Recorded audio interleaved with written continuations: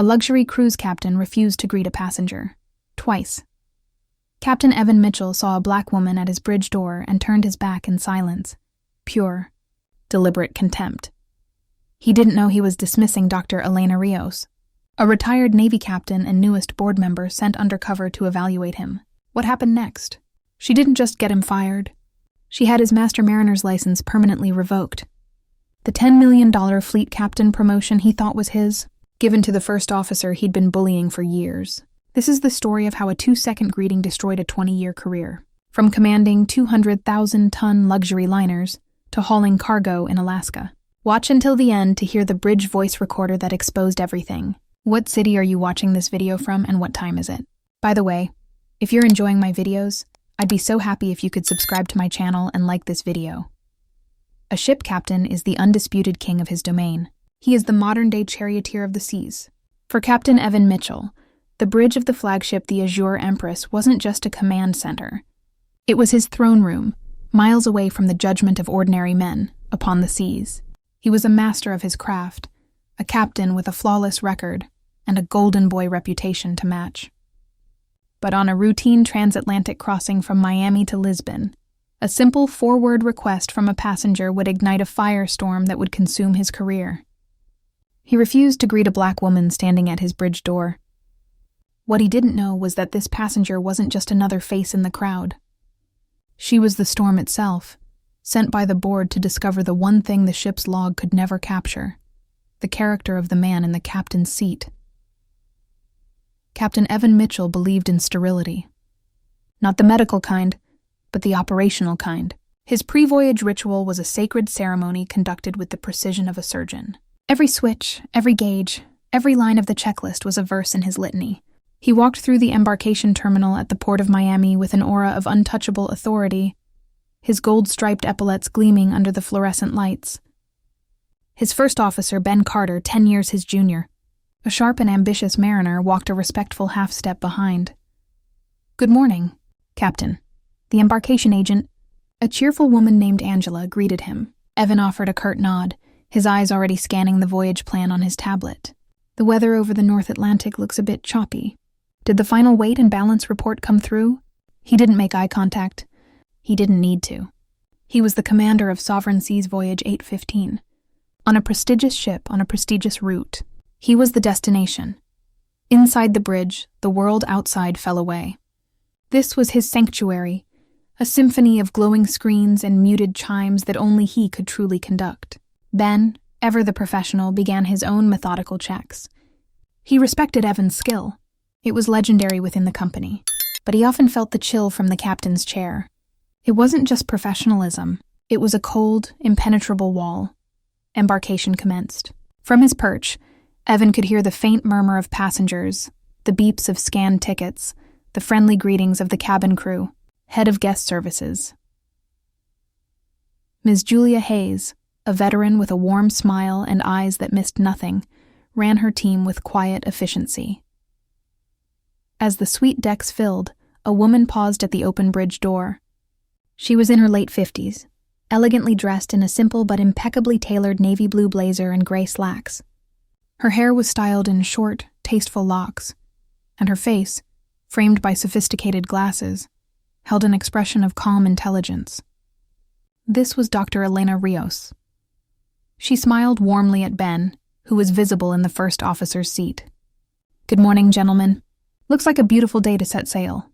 Ben, ever polite, turned and smiled back. "Good morning, ma'am. Welcome aboard. Should be a smooth crossing for us today." Evan did not turn. He did not acknowledge her.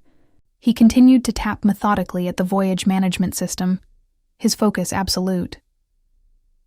Elena's smile didn't falter, but a flicker of something unreadable passed through her eyes. She spoke again, her voice clear and polite, directed at the unmoving captain. "Captain, I just wanted to wish you a safe voyage." The silence that followed was heavy. Ben glanced nervously at Evan, whose jaw was set.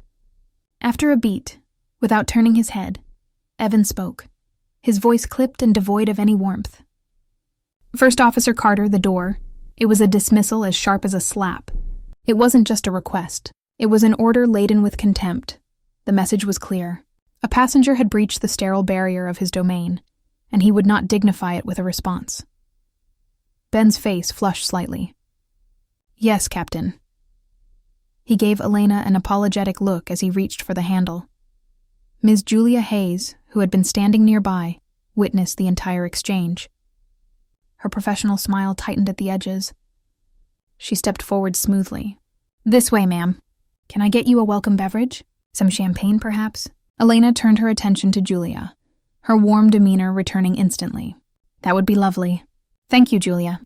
As she was escorted to her seat at stateroom 14 and 10A, she took a small leather-bound notebook from her handbag. She didn't write in it immediately. She simply placed it on her lap, her fingers resting on the cover, her gaze thoughtful as she watched the dock crew making their final preparations outside her window. The first test had been administered. The subject had failed. In the bridge, Ben settled back into his seat, the click of the heavy door sealing them in. He felt an uncomfortable tension in the air.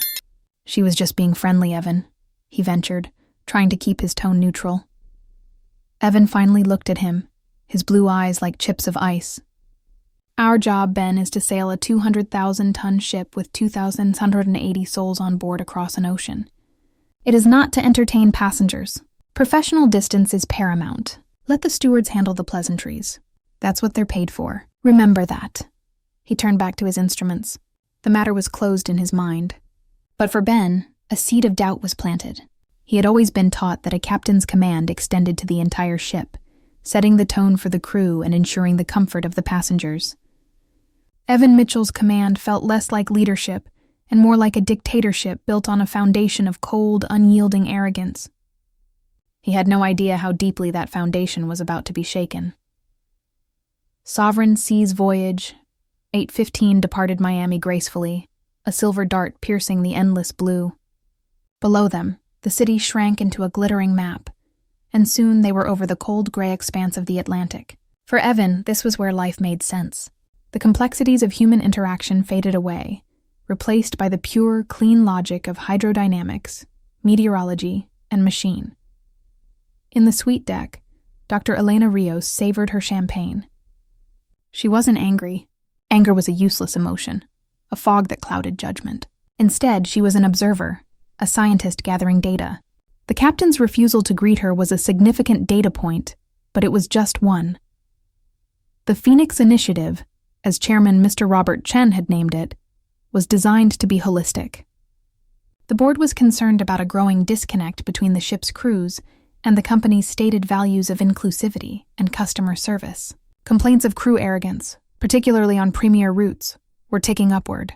They needed to know if the problem was systemic or isolated, so they sent one of their own, a retired Navy captain marine engineer from MIT and the newest member of the Sovereign Seas Cruises Board of Directors, Dr. Elena Rios, to find out.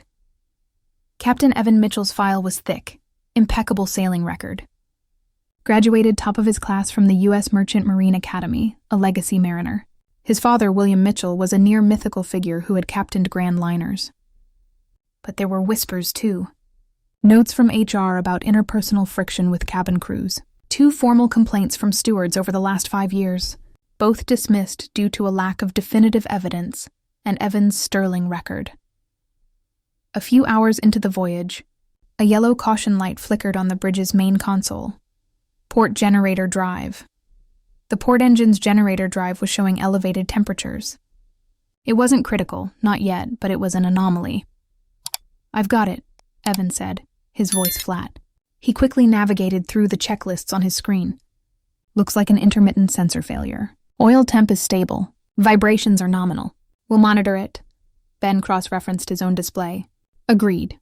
All other engine parameters are green. It's likely a faulty thermocouple." "Likely," Evan echoed, his tone implying that Ben's confirmation was superfluous. "Just keep an eye on it. I don't want Julia's team spooking the passengers over a ghost in the machine." It was a subtle dig, a small assertion of dominance that positioned the cabin crew as emotional and prone to panic, while he remained the stoic, logical commander. Ben clenched his jaw slightly. He knew Julia Hayes. She was one of the most professional guest services managers in the fleet. She wouldn't spook anyone. As if on cue, the rough seas hit. The ship, which had been sailing smoothly, began to shudder and sway. It wasn't the gentle rocking that lulls passengers to sleep, but a sharp, jarring series of jolts. The ship's general alarm chimed, and Evan's voice, now transformed into a silken, reassuring baritone, came over the PA. "Folks, this is your captain speaking. We've hit a small patch of unexpected rough seas. Nothing to be concerned about. I've asked the stewards to secure their stations for a few moments. We should be through it in about 10 to 15 minutes. In the deck, Elena watched. She saw Julia and her team move with practiced calm, securing the galley carts and checking on passengers. She noted the anxious look on a young mother's face and saw another steward, a young man named Kevin, stop to offer a reassuring word. They were a good team. Then she saw Julia approach the front of the deck and use the internal phone to call the bridge. "Bridge, passenger decks are secure." "Acknowledged," was Evan's clipped reply. The rough seas worsened. A sudden lurch sent a few loose items skittering across the galley floor. Elena, a veteran of countless military transport voyages, was unbothered by the motion. What she was interested in was the crew's response. From her seat, she could just hear a snippet of conversation between two stewards seated at the crew stations. "He's a fantastic captain, but a nightmare to work with," one whispered. "He treats us like glorified waiters." "Tell me about it," the other replied. "My last trip with him, he chewed out Sarah for bringing him the wrong kind of mineral water in front of the first officer." Just ice cold. These were the data points Elena was collecting. The official records told one story. The hushed conversations and weary glances told another. In the bridge, Ben was scanning the weather radar. "There's a bigger storm cell building to our north. We could deviate 20 degrees south to get clear of the worst of it." "Negative," Evan said immediately. "We stay en route. Deviating costs fuel and time. This ship's stabilizers are designed to handle this. It could get much rougher for the passengers and crew on the decks below." Ben pressed gently. "They'll manage," Evan retorted, his eyes locked forward. "A little chop is good for them. Reminds them who is in charge." That single sentence sent a chill down Ben's spine. It wasn't about fuel or efficiency. It was about power. It was about Evan Mitchell reminding everyone on board, the crew, the passengers, and perhaps even his own first officer, that their comfort was secondary to his command. He wasn't just sailing the ship. He was imposing his will upon it and everyone within it. Elena, still watching from her seat, made a quiet mental note. A captain who prioritized his ego over the well-being of his passengers and crew was a pilot with a dangerously flawed judgment. The generator light had been a test of technical skill. The storm, it seemed, was a test of character, and Captain Mitchell was failing spectacularly. The rough sea subsided after 20 minutes, leaving a trail of rattled nerves in its wake. Julia Hayes and her team were back on their feet immediately, their smiles practiced and reassuring as they cleared away spilled drinks and offered comfort. Julia made her way to stateroom 1410A. "Dr. Rios, are you all right? Can I get you anything?" "I'm perfectly fine, Julia. Thank you," Elena replied, her voice warm. "You and your team handled that beautifully. True professionals." Julia's smile became genuine. "Thank you, ma'am. We do our best." She paused, then lowered her voice slightly. "It's always a bit bumpier with Captain Mitchell." It was a loaded statement, and Elena knew it. It wasn't a comment on his sailing skills, but on his choices. "How so?" she asked, her tone inviting confidence. "He prefers to punch through weather rather than go around it," Julia explained, choosing her words carefully. "He calls it efficient. We call it uncomfortable. It saves a few minutes, maybe a few thousand gallons of fuel, but it costs a lot in passenger comfort and spilled coffee." She gave a wry, weary smile. "I see," Elena said. It was another crucial piece of the puzzle. Mitchell's arrogance wasn't just personal. It was operational. It directly impacted the passenger experience that Sovereign Seas Cruises spent millions of dollars a year marketing as serene and luxurious. Elena decided it was time for another observation. She unbuckled her seatbelt. "I think I'll stretch my legs for a moment." She made her way to the forward galley where Julia was busy organizing the service carts. Elena feigned a slight stumble as she reached for a bottle of water. "Whoops. A little unsteady on my feet still." "No problem at all, ma'am," Julia said, steadying her with a hand on her arm. From this vantage point, Near the bridge door, Elena could hear the low murmur of the officers' voices. The generator issue was still on their minds. "The temperature is still hovering at the upper limit of the normal range," Ben's voice said, a note of concern in it. "If it tips into the amber band again, the checklist recommends we disconnect the generator." The checklist is a recommendation. "First officer, not a gospel." Evan's voice cut back, sharp and condescending. "It's a sensor ghost. I'm not taking a primary generator offline for a ghost. It would trigger a cascade of unnecessary messages and put a note in the tech log that some port engineer will waste a day trying to chase. We will monitor it. That's final." Ben's reply was inaudible, but the tone of Evan's next words was unmistakable. It was the voice of a man berating a subordinate. "Listen to me, Carter. Part of being a captain isn't just knowing how to sail the ship. It's knowing when to ignore the noise. The book can't teach you instinct. My father sailed convoys across the Pacific with nothing but a map and a sextant. You think he stopped the engines for every flickering light? You have good hands, but you're too reliant on the computer. You need to develop some backbone." Outside, Elena's expression remained neutral, but inside, a cold anger was beginning to form. This was more than arrogance. This was a pilot actively dismissing established safety protocols and belittling his first officer for adhering to them. It was a toxic style of leadership that could have catastrophic consequences. The old cowboy captain mentality that his father may have embodied was precisely what modern maritime safety culture, the bridge resource management, BRM, that was drilled into every new officer, was created to eliminate. Evan wasn't just old-fashioned. He was dangerous. Elena took her bottle of water and returned to her seat. She opened her leather notebook for the first time. The pen flowed across the page, her handwriting small and precise. Incident 1. Refusal of passenger greeting. Embarkation displays contempt for customer-facing role. Establishes hostile BRM environment. Incident 2. Operational decision-making. Storm. Prioritized marginal voyage time fuel over passenger cabin crew. Comfort and safety. Dismissive of FO, first officer input. Quote, reminds them who is in charge. Incident 3. Bridge resource management. Generator. Actively belittled FO for following standard operating procedures, SOPs. Invoked anecdotal, outdated practices. My father sailed convoys. To override manufacturer checklist. Fostering a bridge gradient that discourages open communication. She paused, tapping her pen on the page. She wasn't just evaluating a captain anymore. She was documenting a liability, a multi-million-dollar lawsuit waiting to happen. Evan Mitchell wasn't just a difficult captain. He was a clear and present danger to the cruise line. Not because he couldn't sail the ship, but because his colossal ego was sailing it for him. The days ticked by. The sky outside turned from deep indigo to the soft hazy gray of dawn over the Spanish coast. The voyage was nearing its end. But for Captain Mitchell, the real arrival was just beginning. The arrival into Lisbon was, by all technical measures, perfect. Evan Mitchell handled the ship with the effortless grace of a master. He navigated the busy harbor and docked the ship perfectly, kissing the piers so gently that it barely woke the sleeping passengers. For him, this was his redemption. Any minor turbulence or mechanical ghosts were forgotten, washed away by the sheer artistry of his seamanship. As the ship taxied to the gate at Terminal D, he made his final PA announcement. His voice once again, the smooth, authoritative sound of Sovereign Seas Cruises.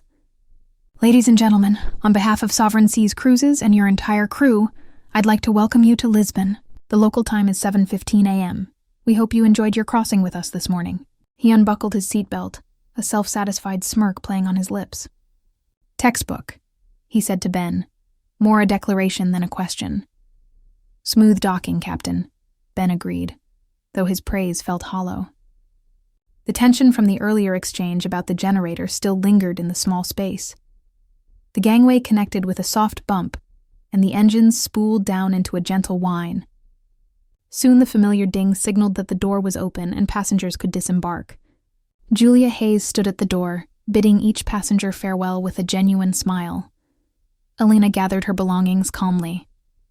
She waited patiently for the aisle to clear, allowing other passengers to exit ahead of her. She was one of the last from the suite deck to leave. As she approached the exit, She saw that the bridge door was once again open. Evan and Ben were standing, completing their post-voyage checks. This was it. The final data point. An opportunity for redemption, however small. She paused at the bridge entrance, her gaze falling first on Ben. "First Officer Carter, thank you for a very smooth crossing and a perfect docking." Ben, caught off guard but relieved by the compliment, offered a warm smile. "Our pleasure, Dr. Rios. Thank you for sailing with us. Have a wonderful time in Lisbon." He had made a point to learn her name from the passenger manifest after the initial snub. Then Elena turned her full attention to the captain. Evan was busy with his sea bag, pointedly turned away from the door. He had heard her, of course. The space was too small for him not to. Yet he remained silent, his back a rigid wall of dismissal. Julia Hayes, standing just feet away, watched the scene with a knot forming in her stomach. She could feel the deliberate, icy rudeness radiating from her captain. Elena's voice was calm, yet it cut through the ship's quiet hum. "Captain Mitchell." He stopped what he was doing but did not turn. "Captain Mitchell," she repeated, a new edge of steel in her tone. "I am a passenger on your ship. I am speaking to you." The challenge was unmistakable. In that moment, she was no longer just a passenger. She was a woman demanding a basic human acknowledgement that he had twice refused to give. Slowly, Evan turned, not his whole body, but just his head. His eyes were cold, filled with a mixture of annoyance and disbelief that he was being confronted. He looked down his nose at her, a man on a throne, looking at a commoner who had forgotten her place. He didn't speak. He simply gave her a look of pure, unadulterated contempt, held it for a beat, and then turned back to his bag, zipping it shut with a loud, definitive rasp. The final insult had been delivered. It was more profound than any angry word. It was a complete and total erasure of her presence. Dr. Elena Rios did not flinch. Her expression hardened into a mask of cold resolve. She held her gaze on his back for a moment longer before turning to Julia. Her voice was quiet but firm. "Julia, your name is Julia Hayes, correct?" "Yes, ma'am," Julia said, her own face flushed with a mixture of anger and embarrassment for her captain's behavior. "You have been an absolute credit to this cruise line today." "Thank you," Elena said. She then looked at Ben. "You too, Mr. Carter." With a final, meaningful glance at the bridge, she turned and walked down the gangway, her footsteps echoing quietly. Julia watched her go, then looked at her captain, who was now shrugging on his jacket as if nothing had happened. She had been at sea for 15 years. She had seen good captains and bad captains, friendly ones and grumpy ones. But she had never in all her years seen such a deliberate and venomous display of disrespect. It wasn't just poor customer service. It was a deep and ugly flaw in the man's character. Ben Carter felt sick. He finally understood. Evan Mitchell wasn't just arrogant. He was a bully, hiding his prejudice behind the shield of his 4 stripes. As Evan strode out of the bridge without another word, Ben leaned against the console, the hum of the auxiliary power unit filling the silence. He had a terrible feeling that Captain Mitchell's perfect docking was about to be followed by a very, very turbulent arrival. Evan Mitchell spent his layover in Lisbon in a state of self-congratulatory bliss. He had a fine dinner at a restaurant in the Alfama district, slept soundly in the 5-star hotel Sovereign Seas Cruises provided for its senior cruise, and woke the next morning feeling like the king of the world. The voyage was flawless. He had managed a minor mechanical issue, navigated some weather, and executed a docking that captains half his age could only dream of. The rude woman at the door was a distant, insignificant memory, a gnat he had swatted away. His phone buzzed on the nightstand. It was an email from the Miami corporate office. The subject line was stark. Urgent. Mandatory meeting with Chief of Maritime Operations. He read the email. He was to report to Sovereign Seas Tower, the cruise line's gleaming headquarters in Miami, the moment he returned. His return voyage to Miami was tomorrow. The meeting was scheduled for 4 p.m. A slow smile spread across his face. This was it. It had to be. He was the most senior captain in the fleet. The cruise line had just finalized its massive order for the new Odyssey-class ships to serve the prestigious European, Asian, and Dubai routes. They needed a fleet captain to lead the program, a captain's captain to shape the next generation of sovereign seas mariners. They were going to offer it to him. The title, the pay bump, the prestige, it was all coming his way. It was his birthright. His arrogance was afire, and this summons was the finest grade of fuel. He spent the rest of his layover mentally preparing his acceptance speech, deciding how he would reorganize the training syllabus. He would instill the discipline and professionalism he felt the younger officers like Carter so desperately lacked. The voyage back to Miami was uneventful. He was a passenger this time, seated in the suite deck, and he made a point of critiquing the operating captain's every move in his head. The docking was a bit firm for his taste. The maneuvering was inefficient. He could do better. He would show them all how it was done. The next day at 3:45 p.m., Captain Evan Mitchell strode into the lobby of Sovereign Seas Tower. He was immaculate in his full uniform, the uniform he wore like a suit of armor. He nodded curtly to the receptionist and took the express elevator to the 50th floor, the executive level. The air up here was different, rarefied, smelling of money and power. He was greeted by Jennifer, the executive assistant to the Chief of Maritime Operations, a severe-looking woman in her 60s, who had been with the company since his father's era. "Good afternoon, Captain Mitchell." "They're waiting for you," she said, her tone uncharacteristically flat. She didn't say he, she said they. Evan felt a flicker of confusion, but dismissed it. Of course, the CEO would want to be in on this. An Odyssey-class fleet captaincy like this would require the top man's blessing. Jennifer led him not to the chief captain's office, but to the main boardroom. The door was a heavy slab of polished mahogany. She opened it and gestured for him to enter. The room was vast, dominated by a table that seemed a mile long. At the far end, silhouetted against a panoramic window with a stunning view of the Miami skyline, sat 3 figures. In the center was Mr. Robert Chen, the formidable CEO of Sovereign Seas Cruises, a man known for his sharp mind and even sharper tongue. To his right was Mr. David Shaw, the Chief of Maritime Operations, and to his left, seated in a high-backed leather chair, was the passenger from stateroom 1410A. She was no longer dressed in traveler's attire. Today she wore a sharp, dark gray power suit, her hair perfectly coiffed. The friendly, slightly inquisitive expression was gone, replaced by one of cold, analytical authority. On the table in front of her was a familiar leather-bound notebook. Evan Mitchell stopped dead in his tracks. The air in the room was thick with a silence that was more terrifying than any alarm. The confident smirk on his face evaporated, replaced by a mask of confusion and dawning horror. This wasn't a promotion. This was an ambush. "Captain Mitchell," Mr. Robert Chen said, his voice dangerously calm. "Thank you for coming.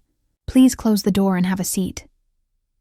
The chair indicated was a single one positioned in the middle of the room, far from the main table. It was the seat of a defendant. Evan walked forward, his footsteps deafeningly loud on the polished floor.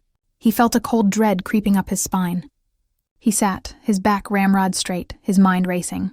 Who was this woman? A VIP? A major shareholder he'd insulted? Chen leaned forward, his hands clasped on the table.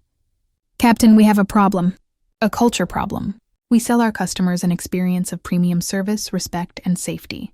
We've come to believe that this promise is being broken by a certain attitude of entitlement within our senior bridge crews. So, the board initiated a program to evaluate that culture firsthand.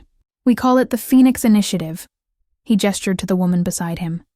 "Captain Mitchell, I'd like to formally introduce you to your passenger from Voyage 815, Dr. Elena Rios. She is a 25-year veteran of the United States Navy, a doctor of marine engineering from MIT, and for the last 6 months, the newest member of the Sovereign Seas Cruises Board of Directors." The room tilted. The blood drained from Evan's face. Dr. Elena Rios, board member. He hadn't just insulted a passenger. He had insulted his boss, one of the handful of people on the planet who held his multi-million-dollar career in the palm of her hand. And he had, with breathtaking arrogance, snubbed her twice. For a moment, Evan Mitchell's mind went completely blank. The sounds of the room, the faint hum of the HVAC system, the distant traffic from the street below faded into a roaring silence. Dr. Elena Rios, Board of Directors. The words echoed in the cavern of his skull, each one a hammer blow against the fortress of his ego. He looked at her, truly looked at her for the first time. He saw past the passenger and saw the woman Mr. Robert Chen had just described. The quiet confidence, the intelligent eyes, the unyielding posture. It all clicked into place with horrifying clarity. This was a person of immense power and accomplishment, and he had treated her like an inconvenience. He scrambled to recover, his captain's mind trained to react in a crisis. "Mr. Chen, Dr. Rios, I believe there has been a misunderstanding." His voice, usually so commanding, was thin and reedy. "On the bridge, my focus is absolute. We call it the sterile bridge rule. It's a matter of safety to avoid distractions during critical phases of navigation." It was a weak defense, and he knew it. Embarkation was not a critical phase of navigation. Dr. Rios spoke for the first time, her voice as calm and measured as it had been on the ship. "The sterile bridge rule, Captain, as defined by the Maritime Authority, applies during port maneuvers and all docking operations. It does not apply while parked at the gate during embarkation. Furthermore, it is meant to prohibit extraneous conversation that could distract from duties. A two-word greeting, 'Good morning,' does not fall into that category. You know this." "I know this." She opened her notebook. "My evaluation, however, goes far beyond your refusal to greet me. Let's talk about your operational command." She looked directly at him, her gaze unwavering. "Let's talk about the storm, Captain. First Officer Carter suggested a deviation of 20 degrees to avoid a building weather cell. You denied his request, stating," and she slid a folder across the table, "and I have the bridge voice recorder transcript right here, that a little chop is good for them. Reminds them who is in charge." "Who, Captain, were you reminding?" Evan's mouth went dry. The bridge voice recorder. They had pulled the BVR. The sanctity of his throne room had been violated. Its secrets laid bare on this boardroom table. "That comment was taken out of context," he stammered. "It was a tense moment, a bit of gallows humor." "There was nothing humorous about it," Mr. David Shaw, the chief captain, interjected, his face grim. "It displayed a stunning disregard for the passengers and the cabin crew you are charged with protecting. It speaks to a mindset of command, not of leadership," Dr. Rios continued, relentless. "Let's move on to the generator drive caution light. An intermittent sensor failure. You called it a ghost in the machine." First Officer Carter, correctly following protocol, noted that if the temperature entered the amber band, the checklist recommended disconnecting the generator. "You overruled him." She flipped a page in her notebook. "Your words to him were, 'The checklist is a recommendation, not a gospel. You need to develop some backbone.' You then invoked your father's legacy as a justification for ignoring modern safety procedures. Captain, do you know what bridge resource management is?" "Of course I do," Evan snapped, a flash of his old arrogance returning. "Then you must know that your actions were a textbook example of how to destroy it," she retorted, her voice hardening. "You created a hostile bridge gradient. You belittled your first officer for his diligence. You intimidated him into silence. A captain who cannot take input from his officer is a single point of failure. In this industry, Captain Mitchell, we eliminate single points of failure. We do not promote them." The mention of promotion was a deliberate, cruel twist of the knife. Evan visibly flinched. Chen spoke again. "The final insult, of course, was at disembarkation. Given a second chance to show a shred of human decency, you chose contempt. You chose to deliberately and silently disrespect not just Dr. Rios, but a representative of this company's ownership. You did this in front of your first officer and your head of guest services." He pressed a button on the conference phone. "Jennifer, please send them in." The boardroom door opened. In walked First Officer Ben Carter and Head of Guest Services Julia Hayes. They both looked nervous, but their expressions were resolute. They avoided looking at Evan. "Mr. Carter," Chen said gently, "please tell us in your own words about the atmosphere in the bridge during Voyage 815. Ben took a deep breath. "It was tense, sir. Captain Mitchell made it clear that my input was not welcome. I felt that my concerns regarding the weather and the generator were dismissed not on their technical merits, but as a way of asserting his authority. Ms. Hayes," Chen said, turning to Julia, "describe the interactions you witnessed between Captain Mitchell and Dr. Rios." Julia's voice was steady. "Dr. Rios was polite and friendly at all times. Captain Mitchell refused to acknowledge her, both at embarkation and disembarkation. His dismissal of her at the end of the voyage was the most unprofessional and deliberately rude act I have ever witnessed from a captain in my 15 years of sailing. The testimonies hung in the air, irrefutable. Evan looked from their faces to the cold, unforgiving eyes of the executives. The walls were closing in. The weight of 2,180 souls he had boasted of carrying was now the weight of 2,180 witnesses to his hubris. He tried one last desperate gambit. I have a perfect record. 20 years of sailing for this company without a single incident. My technical skill is beyond reproach. Are you really going to throw that away over a personality conflict? Dr. Elena Rios leaned forward, her eyes locking onto his, and for the first time, her calm facade cracked to reveal a deep personal fire. My brother was the second officer on the tanker Poseidon, she said, her voice low and intense. The one that crashed into the rocks. Do you know why it crashed, Captain?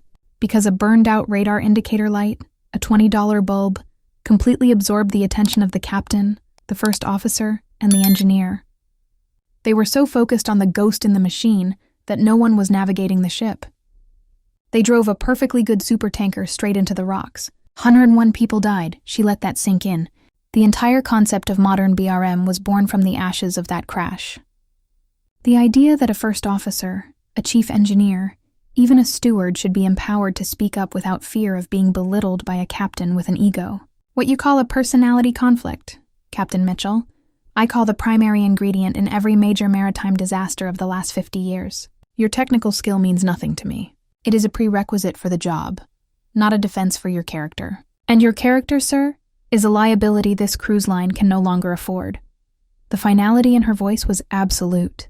The untouchable golden boy, the king of the seas, Evan Mitchell, was finally, irrevocably grounded. The silence that followed Dr. Rios's devastating indictment was not empty. It was a dense, heavy presence, pressing in on Evan Mitchell from all sides. The story of the Poseidon, a ghost that haunted every mariner's training, had been personally delivered to his doorstep, and its chilling message was clear. His arrogance was the same fatal flaw that had sent 100 souls into a swamp. Mr. Robert Chen leaned forward, the finality of his posture like a judge donning a black cap. Evan Mitchell, he began, his voice devoid of heat, but colder and sharper than any shout. Effective immediately, you are terminated from your position as captain with Sovereign Seas Cruises. The grounds are gross misconduct, a willful and dangerous disregard for established bridge resource management protocols, and a pattern of behavior that is fundamentally incompatible with the values and safety standards of this company. Terminated. The word was an absurdity, a clerical error. Evan stared at Chen, his mind scrambling to process the input, but it was like a navigation computer trying to make sense of corrupted data. Him terminated. He was Evan Mitchell, son of William Mitchell, a captain with a 20-year record so clean it practically shone. You can't be serious, he heard himself say, his own voice sounding distant and thin. 20 years. Not a single mark on my record. Not one incident. I am one of your most senior captains. My technical skill... Your technical skill is the bare minimum required to sit in that chair, Captain. It is not a get-out-of-jail-free card, Dr. Rios cut in, her voice slicing through his defense. Let me be clear. Your record isn't clean. It's simply a record of incidents that never happened. Accidents that were narrowly avoided, not because of your skill, but in spite of your hubris.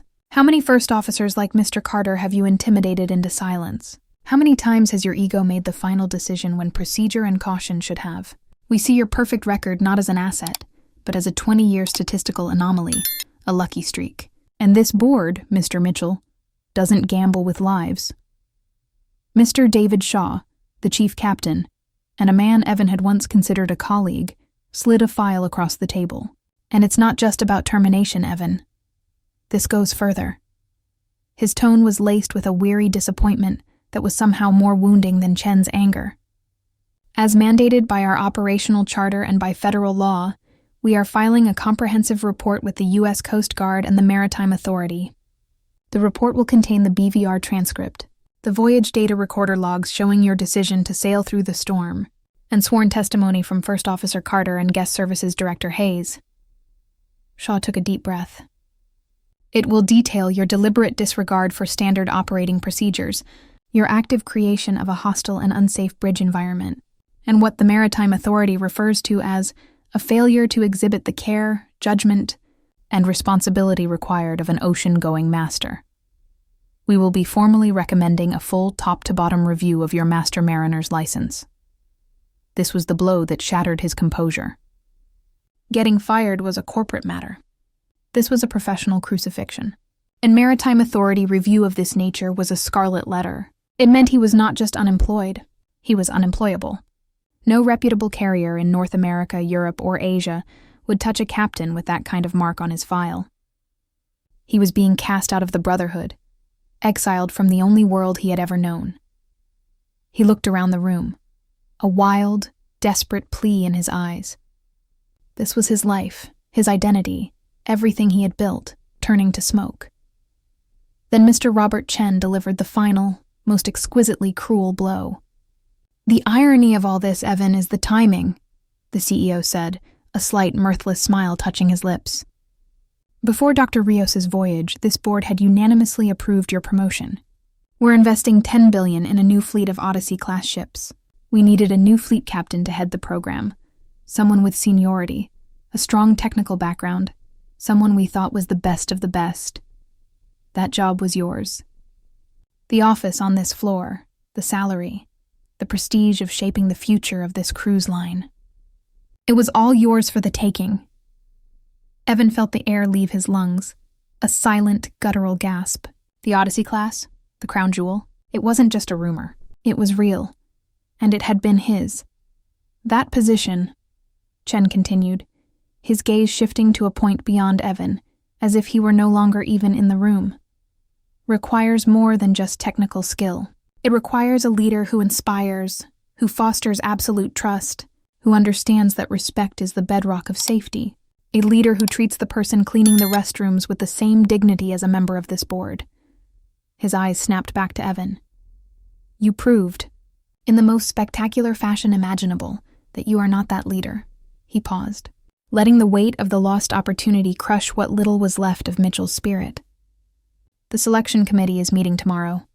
We will be offering the position of Odyssey-class fleet captain, along with the full-type rating and command training, to an officer who demonstrated extraordinary grace under pressure, a commitment to procedure, and the moral courage to stand up for what is right. We're giving the job to Ben Carter." Ben Carter. The name was a white-hot poker in his brain. The quiet, diligent first officer he had dismissed as a weak, bookish subordinate was being handed his crown. The man he had tried to break was now being chosen to build the cruise line's future. The karmic justice was so absolute, so devastatingly perfect, it defied comprehension. Evan Mitchell said nothing. There were no words left. He was a hollowed-out shell.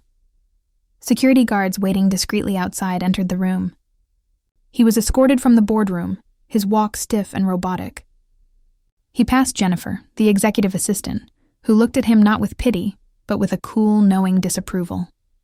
In the elevator, he stared at his reflection in the polished steel, the immaculate uniform, the gold-striped epaulets, the pin on his chest. It was all a costume now, the uniform of a king who had been deposed. At the security desk in the lobby, he surrendered his company ID. He watched as the guard swiped it through a degausser, the magnetic strip that gave him access to bridges and crew lounges around the world, erased with a single, indifferent motion. That evening, his father called. Evan had been dreading it. He hoped the old man would be furious, would shout, would promise to fight for him. But the voice that came through the phone was frail and heavy with a sorrow that was infinitely worse. "I spoke to Mr. Shaw," William Mitchell said, his voice raspy. "He told me everything. Dad, they twisted it. It was a misunderstanding."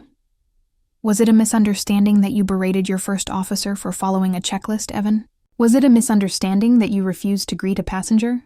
Not once, but twice. I sailed ships held together with rivets and prayer, but I never, not once, forgot that my first duty was to the safety and comfort of the people who put their trust in me. I never forgot that the man sitting beside me was my partner. Your record is meaningless if your character is flawed. A mariner's honor is all he has." There was a long, painful pause. "You didn't just lose a job today, son. You disgraced your uniform, The line went dead. The months that followed were a blur of legal fees and humiliation. The Maritime Authority suspended his license for 2 years, pending retraining and a psychological evaluation, and he knew he would never pass. His name was Mud. The final chapter of his story was written not in the gleaming ports of Lisbon or Dubai, but in the desolate, frozen landscape of Alaska. A small, desperate shipping outfit, a company that didn't ask too many questions, gave him a job. His new throne was the left seat of a rattling, unpressurized supply ship, a 40-year-old relic hauling drilling equipment and supplies to remote oil fields. His new reality was a brutal contrast. The Oceanic Crest's silken roar was replaced by the deafening, vibrating thunder of 4 piston engines. The 5-star layovers were replaced by drafty bunkhouses smelling of stale coffee and diesel. His passengers were no longer people with names and families, but inanimate boxes strapped to the floor. He sailed through treacherous weather, not out of arrogance but out of necessity, docking at icy piers where a single mistake meant a fiery death in an unforgiving wilderness. He had finally achieved the sterile bridge he'd always craved. No passengers, no stewards, no officers, just the endless howling wind and the cold, heavy weight of his own company. He was a ghost in the machine, a king in an empire of ice, forever sailing but going nowhere. This story serves as a powerful real-world reminder that in any profession, character is just as important as skill. Captain Mitchell was a master of the machine, but a failure as a human being. He believed his technical prowess placed him above basic decency, a mistake that cost him everything. His hard fall from grace shows us that karma isn't a mystical force. It's often the direct logical consequence of our own actions. The world has a way of holding up a mirror to who we truly are, and arrogance is a debt that always gets collected. True leadership isn't about commanding from a throne. It's about serving with humility, respecting those around you, and understanding that your title doesn't define you. Your actions do. If this story resonated with you, please hit that like button to let us know. Share it with someone who might appreciate this message of humility and consequence. And most importantly, subscribe to our channel and ring the notification bell so you don't miss our next deep dive into stories that matter. Thank you for listening.